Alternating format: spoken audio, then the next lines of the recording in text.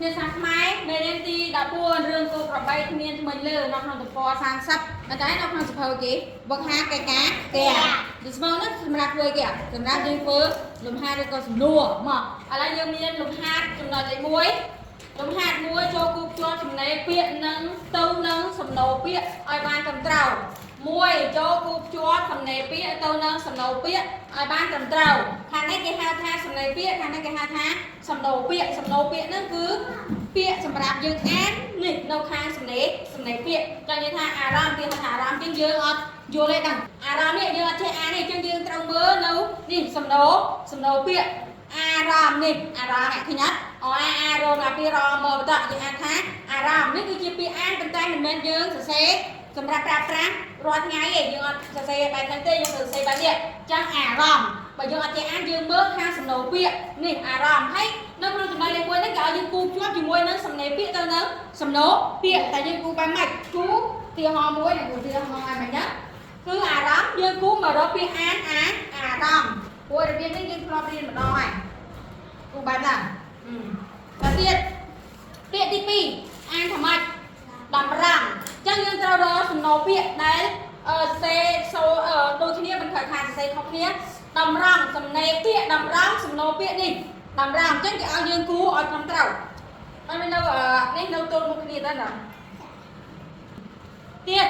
សំណេរពាក្យឧស្សាហ៍សំណួរពាក្យនៅកន្លែងណាចាឧស្សាហ៍យើងខាងសំណេរពាក្យឧស្សាហ៍រកមកសំណួរពាក្យនៅណាសំណួរពាក្យនៅក្រោមនេះឧស្សាហ៍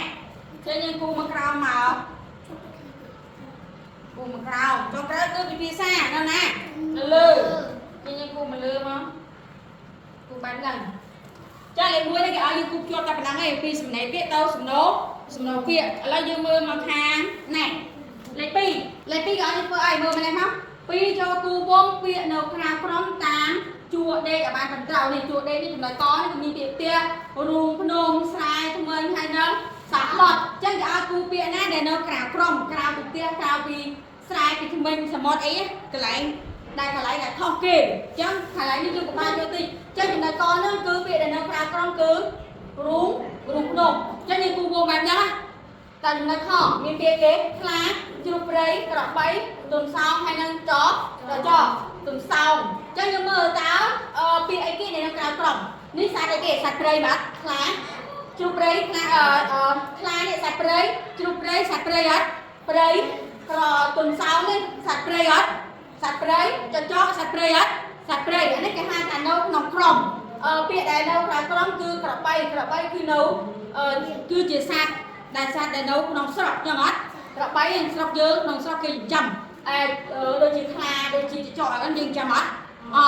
ចឹងដល់បានន័យថាក្របីនេះគឺនៅក្រៅក្រុមយើងគូជុំវិញមក